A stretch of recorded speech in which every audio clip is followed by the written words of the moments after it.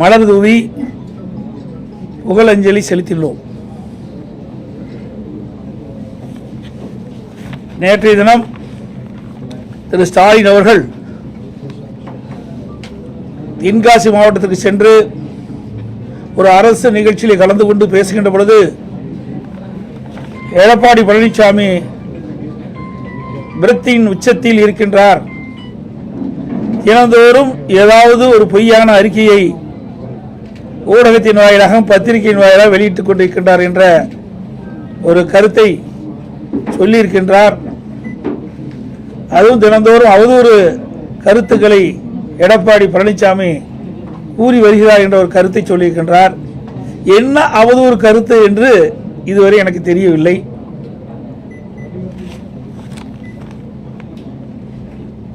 இன்றைக்கு டெல்டா மாவட்டத்தில் குறுவை சாகுபடி செய்யப்பட்டு அந்த குறுவை சாகுபடி அறுவடை செய்கின்ற தருணத்தில் மழை தொடர்ந்து பெய்து கொண்டிருந்தது. இன்றைக்கு அரசு செப்டம்பர் 1ஆம் தேதியே நேரடி கொள்முதல்கள் திறக்கப்பட்டு விவசாயிகள் கொண்டு வருகின்ற நெல் மூட்டைகளை கொள்முதல் செய்யப்பட்டது என்றும் குறிப்பிட்டார்கள்.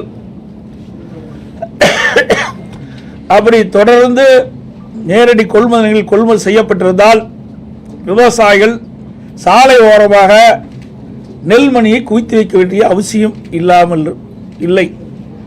அதே போல திறந்த வெளியில் கொள்முதல் நிலையத்திற்கு எதிராகவே பல்லாயிரக்கணக்கான மூட்டை நெல்மணிகள் குவித்து வைத்திருந்தார்கள். தொடர் மழையின் காரணமாக அந்த நெல்மணிகள் எல்லாம் நனைந்து முளைத்து விட்டது. அந்த விவசாயிகள் கடுமையாக பாதிக்கப்பட்டார்கள். இதை சட்டமன்றத்திலே 7/10/2025 என்று கருதுகிறேன். அன்றைய தினம் உணவுத்துறை அமைச்சருடைய கவன ஈர்ப்பு தீர்மானம் மூலமாக அதிமுக சார்பாக கொண்டு வந்தேன். அப்பொழுது சட்டமன்றத்திலே டெல்டா மாவட்டத்தில் விவசாயிகள் உற்பத்தி செய்யப்பட்ட விளைவித்த நெல் மூட்டைகளை முறையாக நேரடி கொள்முதல் நிலையங்களிலே கொள்முதல் செய்யப்படவில்லை.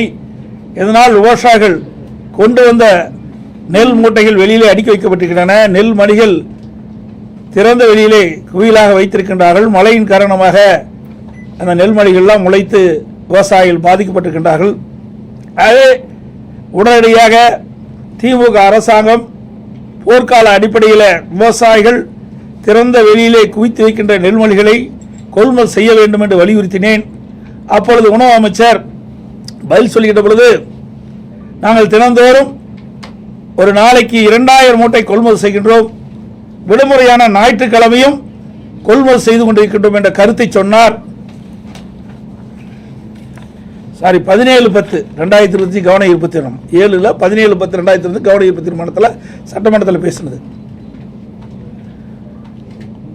அப்படி 2000 மூட்டை கொள்முதல் செய்யப்பட்டிருந்தால் விவசாயிகள் கொண்டு வந்த அனைத்து நெல் மூட்டைகளிலும் கொள்முதல் செய்யப்பட்டிருக்கலாம். அதோடு நான் அறிக்கையின் வாயிலாக வெளியிட்டேன். அதற்கு நடவடிக்கை எடுக்கவில்லை. பிறகுதான் 21ஆம் தேதி 10ஆம் மாதம் 21ஆம் தேதி நேரடியாக டெல்டா மாவட்டத்திற்கு சென்றேன். அங்கே தஞ்சை மாவட்டம், திருவாரூர் மாவட்டம், நாகப்பட்டினை மாவட்டம், மயிலாடுதுறை போன்ற மாவட்டங்களுக்கு நேரடி கொள்முதலுக்கு சென்று அங்கே பார்வையிட்ட பொழுதுதான் விவசாயிகள் கண்ணீரும் கமலுமாக எங்களுடைய வயலில் விளைவித்த நெல் மணிகளெல்லாம் திறந்த வெளியிலே கொட்டி இன்றைக்கு மழையிலே நனைந்து முளைத்து வீணாகிக் கொண்டிருக்கின்றது. என் கண் முன்னாடி எங்கள் கண் முன்னன் எதிரே எங்கள் கண் எதிரே இன்றைக்கு நெல்மணிகள்லாம் முளைத்து பெரும் நஷ்டத்துக்கு நாங்கள் உள்ளாக இருக்கணும் என்ற கருத்தை சொன்னார்கள். அப்பொழுது நான் அவரிடத்தில் கேட்டேன், எவ்வளவு நாட்களாக நேரடி கொள்முதல் நிலையத்திலே கொள்முதல் செய்யவில்லை என்று கேட்கின்ற பொழுது சுமார் 15 நாட்களாக நேரடி கொள்முதல் நிலையங்களில் கொள்முதல் செய்யப்படவில்லை. அப்படி கொள்முதல் செய்யப்பட்ட காலகட்டத்திலும் 600 மூட்டைக்கு மேல் எந்த நேரடி கொள்முதல் செய்யவில்லை என்ற கருத்தை சொன்னார்கள். அதோட சணல் சாக்குகள் இல்லை என்றும் அந்த நேரடி நெல் கொள்முதலத்தில் இருக்கின்ற அடுக்கி வைக்கப்பட்டிருக்கின்ற நெல் மூட்டைகளை எடுத்து செல்வதற்கு போதுமான லாரிகள் இல்லை, லோட் பேன் இல்லை. இப்படி இருக்கின்ற காரணத்தினாலே தான் விவசாயிகள் கொண்டு வரப்பட்ட நெல் மூட்டைகளை அவர்கள் கொள்முதல் செய்யாத ஒரு அவல நிலை ஏற்பட்டது. அதைத்தான் சுட்டிக்காட்டினேன். இதில் என்ன அவதூறு செய்தி இருக்கிறது என்று எங்களுக்கு தெரியவில்லை. அதோட துணை முதலமைச்சர் டெல்டா மாவட்டத்துக்கு சென்றார். நாங்கள் கூட பரவாயில்ல, டெல்டா மாவட்டத்துக்கு செல்றாரு, விவசாயிகளுடைய பிரச்சனைலாம் தீர்ப்பாரு, விவசாயிகளுடைய கருத்தை கேட்பாரு, நேரடி கொள்முதல் நிலையத்துக்கு செல்வார் என்றெல்லாம் நான் எதிர்பார்த்தேன். ஆனால் அங்கெல்லாம் போகல. உடனே ரயில்வே ஸ்டேஷனுக்கு போய் சரக்கு ரயிலில் அங்கே கொடியை அடிச்சிட்டு வந்துட்டார். ஏற்கனவே டெல்டா மாவட்டத்தில் கொள்முதல் செய்யப்பட்ட நெல் மூட்டைகள் எல்லாம் சரக்கு ரயிலில் 20 நாட்களில் சென்று கொண்டு இருக்கின்றது. ஆனால் விவசாயிகளை சந்திக்க அவர்கள் மனமில்லாத காரணத்தினாலே அங்கே நேரடி கொள்முதலுக்கு சென்று விவசாயிகளை சந்தித்தால் ஏதாவது பிரச்சனை ஏற்படும் என்ற அச்சத்திலே விவசாயிகளை சந்திக்காமலே இன்று தமிழகம் படுகின்ற விவசாயிகளை நேரடியாக சென்று ஆறுதல் கூறவில்லை. அங்கே திறந்த வெளியிலே அடுக்கி வைக்கப்படுகின்ற மூட்டைகளையும் நெல்மணிகளையும் கொள்முதல் செய்வதற்கு மனமில்லை. இதனால் பெரும் நஷ்டத்துக்கு விவசாயி உள்ளாகிறார். இதையெல்லாம் கவனத்திலே கொள்ளாத ஒரு ஆட்சி தான் திமுக ஆட்சி என்பதை நேரத்திலே சுட்டிக்காட்ட விளைகின்றேன். அதோட நேற்றைய தினம் ஒரு கருத்தை சொல்லியிருக்கின்றார். திராவிட முன்னேற்ற கழக ஆட்சியில் தான் ஒவ்வொரு ஆண்டும் சராசரியாக 42 லட்சம் மெட்ரிக் டன் இன்றைக்கு கொள்முதல் செய்யப்பட்டதாக ஒரு பச்சை பொய்ய சொல்லியிருக்கார். திராவிட முன்னேற்ற கழக ஆட்சிக்கு வந்த பிறகு உணவு மானிய கோரிக்கை நடக்கின்ற பொழுது அந்த கொள்கை விளக்க குறிப்பில் குறிப்பிட்டது. அதை நான் ஊடகத்தின் வாயிலாக இந்த நேரத்தில் தெரிவிக்க விரும்புகிறேன். 2022-23 ஆண்டு கொள்கை விளக்க குறிப்பு அதில் 105, 106 பக்கம் 31/3/2022 வரை 29,48,000 மெட்ரிக் டன் தான் கொள்முதல் செஞ்சிருக்கிறாங்க. 2023-24 வருடம் பக்கம் 80 அந்த உணவு மானிய கோரிக்கையில் கொள்கை விளப்பில் பக்கம் 80ல் 31/3/2023 வரை 29,40,000 மெட்ரிக் டன் தான் கொள்முதல் செஞ்சிருக்கிறாங்க. 24-25 ஆண்டு கொள்கை விளக்க குறிப்பு பக்கம் எண் 101ல் 31/3/2024 வரை 28.26 லட்சம் மெட்ரிக் டன் தான் கொள்முதல் செஞ்சிருக்கிறாங்க. 25-26 ஆண்டு பக்கம் எண் 106ல் 31/3/2025 வரை 28,30,000 மெட்ரிக் டன் தான் கொள்முதல் செஞ்சிருக்கிறாங்க. மொத்தமா 1,15,49,000 மெட்ரிக் டன் தான் கொள்முதல் செஞ்சிருக்கிறாங்க. அப்படி என்றால் எப்படி ஆண்டுக்கு 42 லட்சம் மெட்ரிக் டன் கொள்முதல் செய்ய முடியும்? அத்தனையும் பொய். எல்லாம் விளம்பர மாடல் அரசு என்பது நிரூபணமாகிவிட்டது. ஆக திராவிட முன்னேற்ற கழக ஆட்சியில் உணவுத்துறை மானிய கோரிக்கையின் போது அந்த கொள்கை விளக்க குறிப்பில் குறிப்பிட்டது உண்மையா? அந்த உணவு அமைச்சர் தெரிவிக்கப்பட்டது உண்மையா? அல்லது நேற்றைய தினம் தென்காசியில் நடைபெற்ற அரசு நிகழ்ச்சியில் முதலமைச்சர் குறிப்பிட்டது உண்மையா? அதை இந்த முதலமைச்சர் விளக்க வேண்டும். இது புள்ளிவரத்தோட அவர்கள் குறிப்பிட்ட இந்த ஆட்சியில் உணவுத்துறை மானிய கோரிக்கையில் அவர்களது உணவு அமைச்சர் சட்டமன்றத்தில் கொள்கை விளக்க குறிப்பை தாக்கல் செஞ்சிருக்கிறார். அதில் இந்த குறிப்பை எடுத்து நான் உங்களிடத்தில் விளக்கி சொல்லிக்கின்றேன். இப்படி மக்களை ஏமாற்றி விவசாயிகளை ஏமாற்றுகின்ற அரசு தான் விடியா திமுக அரசாங்கம். அதோட இன்னைக்கு பார்த்தீங்கன்னா திருச்சியில் இன்னைக்கு முதலமைச்சர் சொல்றாரு அவதூறு செய்யணும். உங்க பத்திரிகையிலையும் ஊடகத்திலையும் இந்த நேரடி கொள்முதல் நிலையத்தில் அடுக்கி வைக்கப்படுகின்ற இந்த அரசு கொள்முதல் செய்யப்பட்டு நேரடி கொள்முதல் நிலையத்தில் முளைத்த அந்த நெல்மணிகள்லாம் காட்டினீங்க, மூட்டைகள் எல்லாம் முளைச்சு போனதெல்லாம் காட்டினீங்க. அதோட திறந்த வெளியில் விவசாயிகள் குவித்து வைக்கிற நெல்மணிகள்லாம் முளைத்த செய்தியெல்லாம் காட்டினீங்க. அப்படின்னா அந்த செய்தியின் அடிப்படையில் தான் நான் போய் டெல்டா மாவட்டத்தெல்லாம் பார்வையிட்ட விவசாயிகளை சந்திச்சேன், நேரடி கொள்முதல் சொன்னேன். அப்படி இந்த வர செய்தியெல்லாம் பொய்யான செய்தியா? இதெல்லாம் அவதூறான செய்தியா? அப்படித்தானே முதலமைச்சர் இருக்கிறார். அதோட திருச்சியில் இன்றைக்கு இந்த பத்திரிகை தினமலர் பத்திரிகையில் வந்திருக்குது. இன்றைய தினம் திருச்சியில் கொள்முதல் செய்யும் சாலையை தேங்கி கிடக்கும். 1 கிலோமீட்டருக்கு நெல் தேங்கி கிடக்குது. விவசாயிகள் விளைவித்த நெல்லை கூட முறையாக கொள்முதல் செய்ய முடியாத திறமையற்ற பொம்மை முதலமைச்சர் தான் இப்படிப்பட்ட கருத்து சொல்லிட்டு இருக்கார். எந்த உணவு உற்பத்தியை பெருக்குவதில் இன்றைக்கு விவசாயிகள் மும்முரமாக இருக்கிறாங்க. அப்படி இருக்கின்ற பொழுது விளைவித்த அந்த நெல் மணிகளை கூட இந்த அரசு கொள்முதல் செய்வது அவலங்களை தமிழகத்திலே பார்க்கப்படுகிறது.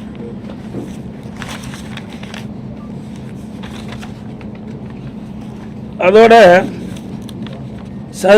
பள்ளிக்கரணை சதுப்பு நில காடு உங்களுக்கு நல்லா தெரியும். ஏற்கனவே என்க்ரோச்சிலிருந்து உயர்நீதிமன்றத்து வரைக்கும் இதெல்லாம் வழக்கு போயிட்டு வந்திருக்குது. இன்றைக்கு அதிமுக ஆட்சி இருக்கின்ற பொழுது அந்த சதுப்பு நிலையெல்லாம் பாதுகாக்கப்பட்டது. அதற்காக அம்மா அரசு என்பது மத்திய அரசின் நிதியுடன் 165.68 கோடி செலவில் தேசிய பருவநிலை மாற்ற தழுவல் நிதி national adaptation fund for climate change அதுக்காக கொடுத்து அதெல்லாம் பாதுகாத்தோம் அதிமுக ஆட்சியில். பள்ளிக்கரணை சுற்றுச்சூழல் மீட்பு திட்டத்தில் 2018-19 செயல்படுத்த ஒப்புதல் வழங்கி சதுப்பு நிலம் பாதுகாக்கப்பட நடவடிக்கை எடுக்கப்பட்டது. பள்ளிக்கரணை சதுப்பு நிலமெல்லாம் அதிமுக ஆட்சியில் பாதுகாத்தது. ஆனால் அந்த திராவிட முன்னேற்ற கழகம் ஆட்சிக்கு வந்த பிறகு இன்றைக்கு சென்னை மாநகராட்சிக்கு ஒரு குறிப்பிட்ட பகுதி இருக்குது, வனத்துறைக்கு குறிப்பிட்ட பகுதி இருக்குது. இன்றைக்கு இந்த சதுப்பு நில பகுதியிலிருந்து பள்ளிக்கரணையில் சதுப்பு நில பகுதியிலிருந்து அந்த எல்லையிலிருந்து 1 கிலோமீட்டருக்கு அப்பால் தான் இன்றைக்கு கட்டுமான பணிகளை மேற்கொள்ள வேண்டும். இது தென்னிந்திய பசுமை தீர்ப்பு ஆணையத்தினுடைய தீர்ப்பு. அந்த பசுமை தீர்ப்பு ஆணையத்தினுடைய தீர்ப்பின்படி அந்த சதுப்பு நில எல்லை கோட்டிலிருந்து 1 கிலோமீட்டருக்கு அப்பால் தான் இந்த கட்டுமான பணியை துவங்க வேண்டும். ஆனால் அதுக்கு மாறாக அந்த வனத்துறைக்கு கட்டுப்பாட்டில் இருக்கின்ற இந்த சதுப்பு நில பகுதியிலிருந்து அருகாமையிலேயே இந்த கட்டுமான பணிகள் ஆரம்பிக்கப்பட்டதாக செய்திகள் வெளிவந்துள்ளன. இது குறித்து நீதிமன்றத்தில் கூட வழக்கு தொடரப்பட்டிருக்கு என்பதை தெரிவிச்சுக்கிறேன். இதில் பல 100 கோடி ரூபாய் இன்றைக்கு முறைகேடு நடைபெற்றிருக்கின்றது, கையூட்டு பெற்றிருக்கின்றதாக செய்திகள் வெளிவந்துள்ளன என்பதையும் இந்த நேரத்தில் தெரிவிக்கிறேன்.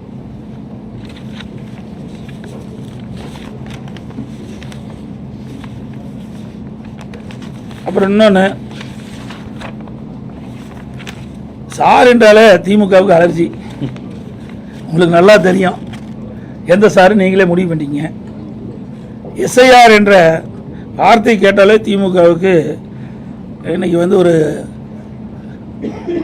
அதிர்வு ஏற்படுகின்றது, அதிர்ச்சி ஏற்படுகின்றது.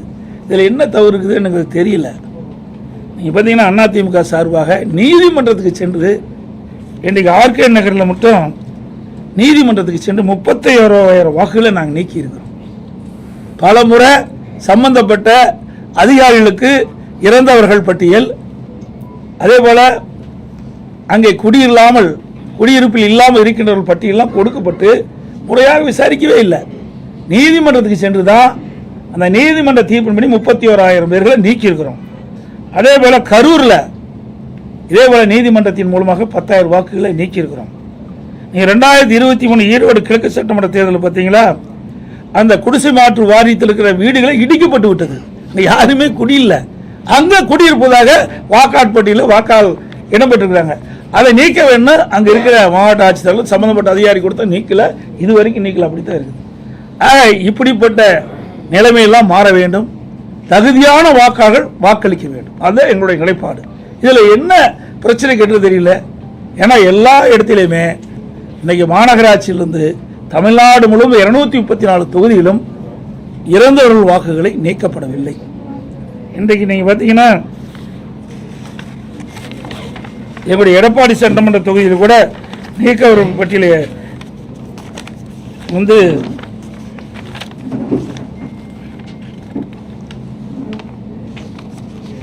இறந்தவர்கள், அதெல்லாம் அங்கிருந்து வசிக்காதவர்கள், அதெல்லாம் நாங்கள் பட்டியலிட்டு கொடுத்துருக்குறோம்.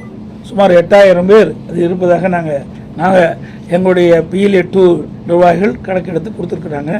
இப்படி எல்லா தொகுதியிலுமே 10,000, 15,000, 20,000, 30,000 இப்படி இறந்தவர்கள், அங்கே குடியில்லாமல் மாற்று இடத்துக்கு சென்றவர்கள், இப்படி ஒவ்வொரு தொகுதியிலும் இருக்குது. இதையெல்லாம் முறையாக இந்த எஸ்ஐஆர் திட்டத்தின் மூலமாக முறையாக செயல்பட்டால் இந்த உண்மையான வாக்காளர் பட்டியல் வந்தால் உண்மையான தேர்தல் நடக்கிறதுக்கு வாய்ப்பு இருக்கும். அந்த அடிப்படையில் தான் நாங்கள் அதை ஆதரிக்கிறோம். இது ஆளுங்கட்சி, திமுக கட்சி ஆளுங்கட்சி. நாங்கள் தான் பயப்படணும், அது பயப்பட வேண்டிய அவசியமே இல்லை. ஆனால் 2026 நடைபெறுகின்ற சட்டமன்ற பொதுத் தேர்தலில் அதிமுக தலைமையில் அமைக்கப்படுகின்ற கூட்டணி மாபெரும் வெற்றி பெறும், ஆட்சி அமைக்கும். அந்த பயத்தின் காரணமாக இப்பொழுதே தோல்விக்கு என்ன காரணமோ அதை தேடி இன்றைய தினம் அறிவித்திருக்கிறாங்க. திமுக தலைவரும் திமுக கூட்டணி அறிவிச்சிருக்குது. ஆளுங்கட்சி திமுக. இது யார் போய் இதெல்லாம் போய் ஒவ்வொரு வீடாக போய் இந்த வாக்காளர்களை சந்தித்து எது உண்மையான வாக்காளர்கள், எது தவறாக இருக்கின்றது, யார் இறந்தவர்கள் என்ற பட்டியலெல்லாம் கணக்கிடுவது மாநில அரசுக்கு உட்பட்ட அதிகாரிகள் இருக்கிறாங்க. இப்போ தேர்தல் அதிகாரியுடைய கட்டுப்பாட்டில் இருப்பாங்க. மீண்டும் மாநில அரசாங்கத்துக்கு வந்து விடுவாங்க. மாவட்ட ஆட்சித்தலைவர்களும் இந்த மாநில அரசாங்க கட்டுப்பாட்டில் இருக்கிறாங்க. அப்படி இருக்கின்ற பொழுது இது நடுநிலையோடு செயல்பட வேண்டும் என்று நாங்கள் தேர்தல் ஆணையத்தை வலியுறுத்துகிறோம். தேவர் ஜெயந்திக்கு இன்னைக்கு செங்கோட்டையன் டிடிவி தினகரன் ஓபிஎஸ் சேர்ந்து போயிருக்காங்க. போனவங்க அந்த ரோகத்தை வீழ்த்துவதற்காக நாங்கள் 3 பேரும் சேர்ந்து தேர்தலை சந்திக்கிறோம் அப்படின்றாங்க. இது 4 வருஷம் சொல்லிட்டு தான் இருக்கிறாங்க. இப்போ இன்னைக்கு அதை சொல்லிட்டு இருக்காங்க. 4 ஆண்டு காலம் தினம் உங்கள் பத்திரிகை தான் வருது, டிவியில் தானே சொல்லிட்டு இருக்கிறீங்க. இதே டிடிவி தானே பேசிக்கிட்டே இருக்காரு, இன்னைக்கே பார்த்துட்டு இருக்காரு. சசிகலாமா வரலையே, எனக்கு கேட்ட அளவுக்கு வரல. நீங்க 3 பேர் தான் வந்தா சொல்றாங்க அப்படின்னு நீங்க தான் சொல்றீங்க. அது வெளியில் வந்தா தானே உண்மை. நீங்க கற்பனையான கேள்விக்கு என்னால் பதில் சொல்ல முடியாது. யார் பேசிட்டு இருந்தாங்க? உள்ளாய் 3 பேரும் பேசியிருக்கிறாங்க. அவகிட்ட பேசினாங்களா? தவறான கேள்வி கேட்க வேண்டாம், உண்மையான கேள்வி கேளுங்க. இப்போ 3 பேர் செய்தியாளர் சந்திச்சுங்கிறீங்க. அது சந்திச்சிருக்கிறாங்க, நான் கேள்விப்பட்டேன். நான் பார்க்கல 3 பேர் சந்திச்சிருக்கிறாங்க.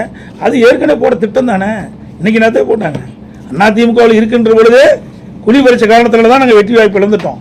இப்படிப்பட்ட துரோகிகள் அதிமுகவில் இருந்த காரணத்தினால தான் எங்களை 2021 ஆட்சிக்கு வர முடியல. புரியுதுங்களா? இப்போ 2 நாளைக்கு முந்தைய என்ன சொன்னார் ஓபிஎஸ்? இவரே அதிமுக கட்சிக்கார், இவரே ஒருங்கிணைக்கின்றவர். உண்மையான அனைத்து இந்திய அண்ணா திராவிட முன்னேற்ற கழகத்தை மனசுலேருந்து இந்த வார்த்தை வராது. 2 நாளைக்கு முந்தி சொன்னார்ல, அண்ணா திமுக ஆட்சிக்கு வரும்னு சொன்னார். இவர் எப்படி போய் ஒன்றாக இணைய முடியும்? இதெல்லாம் திமுக பிடிஎம் இருந்து செயல்படும். அதிமுக உண்மையான அம்மா தொண்டர்கள்லாம் ஒன்றிணையலாட்டினா திமுக வந்துரும் அப்படின்னு தான் சொன்னேன். திமுக வந்துரும் நான் சொல்லல. நீங்க தாங்க பத்திரிகையில போட்டீங்க. அப்புறம் உங்க பத்திரிகை செய்தி அதெல்லாம் நீங்க மாத்தி பேசக்கூடாது. உங்க பத்திரிகை செய்தி நான் வச்சிருக்கிறேன், கையிலேயே எல்லாம் வச்சிருக்கிறேன். பத்திரிகை செய்தி, ஊடக செய்தி, அவர் என்ன பேசினாலும் எங்களுக்கு வந்திருக்கு. அதன் அடிப்படையில் தான் நான் அந்த கருத்தை சொல்றேன். அதெல்லாம் இன்னைக்கு தயக்கம்ல இல்லையா, இனிமேல் தானே இருக்கும். ஏற்கனவே நாங்க பதவியெல்லாம் பாருங்க. அண்ணா திமுகவை பொறுத்த வரைக்கும் யார் துரோகம் செஞ்சாலும் சரி, தலைமைக்கு உடைய கருத்தை அவர்கள் முழுமையாக கடைபிடிக்காவிட்டால் யாராக இருந்தாலும் உரிய நடவடிக்கை எடுக்கப்படும். நடவடிக்கை எடுத்துக்கிட்டு இருக்கோம். எடப்பாடி திமுக தான் எதிரி, அண்ணா திமுக அது மட்டும் இல்ல, எடப்பாடி திமுக தான் எதிரி எங்களுக்கு, அண்ணா திமுக எதிரி. அவர் எப்படி ஒன்றிணைக்கிறாங்க? இங்க இருக்கு யார ஒன்றிணைவனா? யாரு ஒரே நிமிஷம் யார ஒன்றிணைவாங்க? அது சந்திக்கலாம். இப்போ நீ தான் காட்டிருக்கிற, நாங்கள் வேண்டாம் சொல்லுவோம். அது அவருடைய விருப்பங்க, அது தனி ஒவ்வொருத்தருடைய விருப்பம். அதை போய் நம்ம ஒருத்தருடைய விருப்பத்தை போய் மாறா நம்ம பேச முடியாது. அது என்ன கருத்து என்ன ஏதுன்னு எங்களுக்கு தெரியாது. சொல்ல புரியுதா? அனைத்து இந்திய அண்ணா திராவிட முன்னேற்ற கழகத்தை புரியுங்க. எத்தனை எட்டப்பர்கள் எத்தனை துரோகிகள் வந்தாலும் வீழ்த்த முடியாது. இது எங்கள் பகுதியில் இருக்குது உண்மையான அனைத்து இந்திய அண்ணா திராவிட முன்னேற்ற கழகம். பொன்மனச்செம்மல் புரட்சித் தலைவர் எம்ஜிஆர் காலத்திலிருந்து இன்று வரை அணிபெறலாமல் இருக்கின்றவர்கள் இங்கே அமர்ந்திருக்கின்றார்கள். அது ஒன்றும் இல்லை, வீணா போனது. அதை பற்றி பேசி என்ன பேர் வேஸ்ட், பேசுறதே வேஸ்ட், கால நேரம் தான் வீண். எதுக்கு பலவீனம் ஆகுது? எப்படி பலவீனம் ஆகுது? யாரு நீங்க சொல்லலாம் சவுத்தில் பலவீனம் யாரு சொன்னது? அதெல்லாம் நீங்களா ஒரு கற்பனை கண்டி பேசாதீங்க. மக்களுடைய மனது தான், மக்கள் தான், ஊடக நம்பர்களும் பத்திரிகை நம்பர்களும் இதே தூவம் போடிட்டே இருக்கிறீங்க. அதிமுக பலவனம் சார். அதுக்கு முந்தி 10 ஆண்டு திமுக இருந்தா அப்ப என்ன பண்ணீங்க சார்? 2011 2021 வரைக்கும் அதை பத்தி ஏதாவது பேசுறீங்களா? 10 ஆண்டு காலம் பிரதான எதிர்கட்சி கூட வர முடியல திமுக. கருணாநிதி இருக்கும் போது நாங்கள் அப்படி இல்லை, பிரதான எதிர்க்கட்சியை வந்து அமர்ந்துக்கிறோம். 2021 75 இடங்கள் அதிமுக வெற்றி பெற்றிருக்குது. அப்படி இருக்கும்போது வேணுமென்னே திட்டமிட்டு அவ்வளவு செய்தி நீங்க பரப்பிட்டு இருக்கிறீங்க. அதுதான் ஏன் திமுக 2011 எங்க வந்தது, எத்தனை தேர்தலில் தோல்வி விட்டுறாங்க, அதை பத்தி ஏதாவது ஊடகம் ஏதாவது விவாதிக்கிறீங்களா, பத்திரிகை ஏதாவது போடுறீங்களா? ஆளுங்கட்சியா இருக்கும்போது அதிமுக விமர்சனம், எதிர்கட்சியா இருக்கும்போது அதிமுக விமர்சனம். அதிமுக கட்சியோட கட்சியிலனா உங்களுக்கு ஊடகத்துக்கு செய்தி இல்லாமல் போயிருக்கு.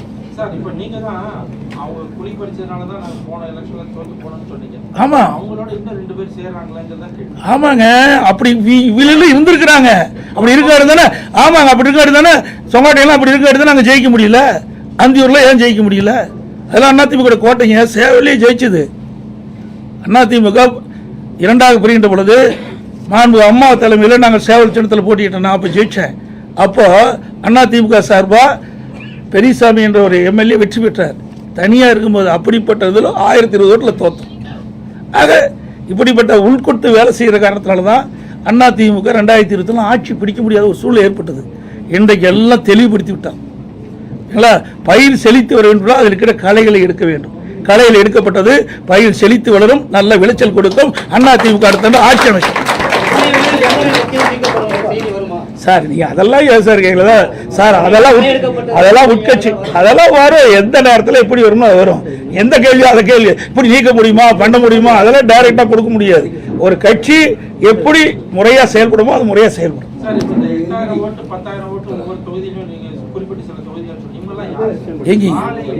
சார் இறந்தவர்களே இருக்கிறாங்க. என்னுடைய எடப்பாடி சட்டமன்ற தொகுதியில் 5600 பேருக்கு மேல இறந்தவர் இருக்கிறாங்க. எடுக்கவே இல்லை. பல ஆண்டுகளாக நாங்கள் எழுதி கொடுத்துக்கிட்டே இருக்கிறோம், யாரும் எடுக்கவே இல்லை. அது இப்போ பாருங்க, இப்போ 10,000 கரூர்ல நீதிமன்றத்துக்கு போய் 10,000 ஓட்டு நீக்கிறோம். இதை முறையா தேர்தல் ஆணையத்துக்கு அனுப்பிச்சோம். மாநில தேர்தலுக்கு மத்தியத்தில் எதுவுமே இல்லை. நீதிமன்றம் போய் தான் அதை வந்து விசாரிக்கப்பட்டு தேர்தல் ஆணையத்துக்கு உத்தரவு போட்டு வீடு விட 10,000 நீக்கிறோம். அதே மாதிரி ஆர்கே நகரில் 31,000 ஓட்டு நீக்கியிருக்கிறோம். இப்போ டி நகரில் நம்முடைய தலைமை நீதிபதிக்கிட்டு வரும்போது தேர்தல் ஆணையத்தை கேட்கும்போது எஸ்ஐஆர் வருது. அப்போ முறையாக நாங்கள் வீடு வீடாக போய் நாங்கள் ஒரு சோதித்து யாராலாம் இருக்கிறாங்க, யாராலும் இறந்தவர்கள் என்ற பட்டியல் நாங்கள் நீக்க உறுதிமொழி கொடுத்துருக்குறாங்க. இப்படி எல்லா தொகுதியிலுமே இப்போது அனைத்து இந்திய அண்ணா திராவிட முன்னேற்ற கழகத்தின் சார்பாக சேர்த்தல் நீக்கல் பட்டியலை கொடுத்துருக்குறோம். இப்போ எஸ்ஐஆர் வந்திருக்குது. இன்றைக்கு எப்படி செயல்படும் என்று கருதுகிறேன். ஏன்னா இது எல்லாமே மாநிலத்தில் இருக்கின்ற அரசு அதிகாரிகள் தான் இந்த பணியை செய்கிறாங்க. அதனால் இந்த நடுநிலையோட இந்த அரசு செயல்படணும். இந்த அரசு அதில் தலையிடக்கூடாது என்பதுதான் எங்களுடைய தாழ்மையான கருத்து.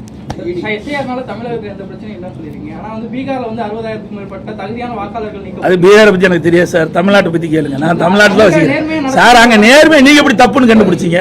தப்புன்னு கண்டுபிடிச்சா நீதிமன்றத்துக்கு போனாங்கல்ல, ஏன் நீதிமன்றம் சொல்லல? நீதிமன்றத்தில் வழக்கு போட்டாங்கல்ல, வழக்கில் நீதிமன்றம் உச்ச நீதிமன்றம் அதாவது சொல்லியிருக்கணும்ல. இது தவறான கருத்து. நான் தமிழ்நாட்டில் இருக்கிற நடக்கின்ற சம்பவத்தை பற்றி தான் நான் சொல்றேன். ஒவ்வொரு தொகுதியிலையும் நிறைய இருக்குது. நாங்கள் எல்லாம் பட்டியல் போட்டு நீங்கள் அனைத்து இந்திய அண்ணா திராவிட முன்னேற்ற கழகத்தினுடைய PLA 2 நியமிக்கப்பட்டவர்களாம் அந்த பட்டியலை அந்த மாவட்ட ஆட்சியிட கொடுத்துருக்குறோம். இப்போ எஸ்ஐஆர் வந்திருக்குது. இவர்கள் வீடு வீடாக சென்று ஆய்வு செய்கின்றார்கள். அந்த ஆய்வின் அடிப்படையில் ஒரு நல்ல ஒரு வாக்காளர் பட்டியலை